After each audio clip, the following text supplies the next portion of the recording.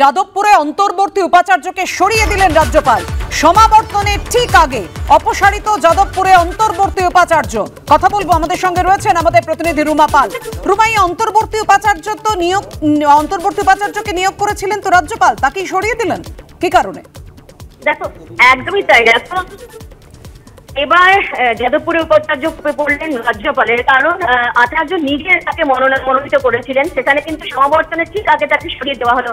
কেন সরিয়ে দেওয়া হলো? কারণ এই সমাবর্তন ঘিরে জটিলতা তৈরি হয়েছিল। সমাবর্তনের বিষয়ে বলা হয়েছিল, তা দুদিন আগে কিন্তু রাজ্যপাল প্রশ্ন তুলেছিলেন যে এই কোর্ট মিটিংকে ডাকতে পারেন যিনি উপাচার্য রয়েছেন, বা এছাড়াও কোর্ট মিটিং ডাকার ক্ষেত্রেও যেমন প্রশ্ন তুলেছিলেন, সেরকমটা বলেছিলেন যেহেতু সুপ্রিম কোর্টে মামলা চলছে সেই আইন মোতাবেক কি এই সমাবর্তন করা যায়, এই নিয়ে প্রশ্ন তুলেছিলেন।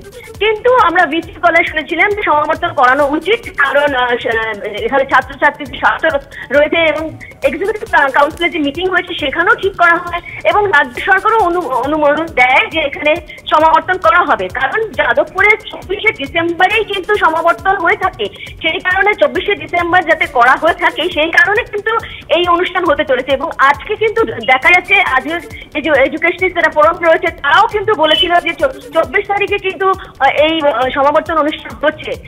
ঠিক সমাবর্তন অনুষ্ঠান হবার আগেই কিন্তু রাজ্যপাল অর্থাৎ আচার্য সরিয়ে দিলেন উপাচার্যকে।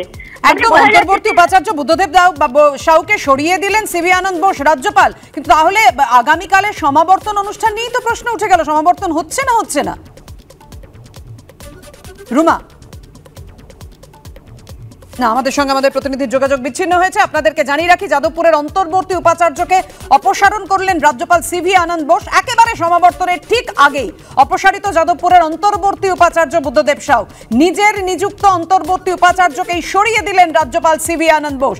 অপসারিত অন্তর্বর্তী উপাচার্য, যার ফলে সমাবর্তন নিয়েই অনিশ্চয়তা তৈরি হলো। যাদবপুরের অন্তর্বর্তী উপাচার্যকে সরিয়ে দিলেন রাজ্যপাল নিজেই। রাজ্যপাল নিযুক্ত করেছিলেন অন্তর্বর্তী উপাচার্য বুদ্ধদেব সাউকে, নিজেই সরালেন রাজ্যপাল এই উপাচার্যকে, অন্তর্বর্তী উপাচার্যকে। অপসারিত অন্তর্বর্তী উপাচার্য, যার ফলে সমাবর্তন অনুষ্ঠান নিয়ে অনিশ্চয়তা তৈরি হলো।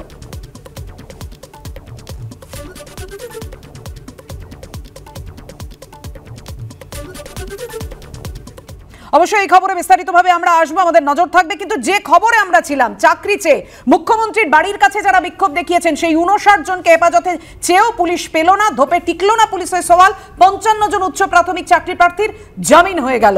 আমি আসবো সুবীর কীর্তনিয়া, চাকরি প্রার্থী যিনি গতকাল ছিলেন এই বিক্ষোভে, তার কাছে আসবো। আপনাদের বিরুদ্ধে একের পর এক যে অভিযোগ করা হয়েছে এবং পুলিশ আপনাদেরকে হেফাজতে চেয়ে যে আবেদন জানিয়েছিল, তার মধ্যে একটা বিষয় ছিল, সেটা হচ্ছে আপনারা পরিকল্পনা করেছেন কিনা। কোনো পরিকল্পনা আপনাদের ছিল? দেখুন, আমি প্রথমেই বলছি, আমরা ইন্টারভিউ বঞ্চিত আপার প্রাইমারি চাকরি প্রার্থী বৃন্দ 2014 সালে আমাদের নোটিফিকেশন, 2015 সালে 16ই আগস্ট পরীক্ষা, 15 সালে 16ই আগস্ট পরীক্ষা, 2016তে রেজাল্ট, 2016-র 20শে সেপ্টেম্বর একটা গেজেট প্রকাশ করে কমিশন, এসএসসি কমিশন। সেখানে 8-3B রুলসে পরিষ্কারভাবে বলা ছিল যে ইন্টারভিউর 15 দিন আগ পর্যন্ত যত সংখ্যক সিট আছে সমস্ত সংখ্যক সিট আপডেট করে সমস্ত শূন্যপদে শিক্ষক নিয়োগ করা হবে।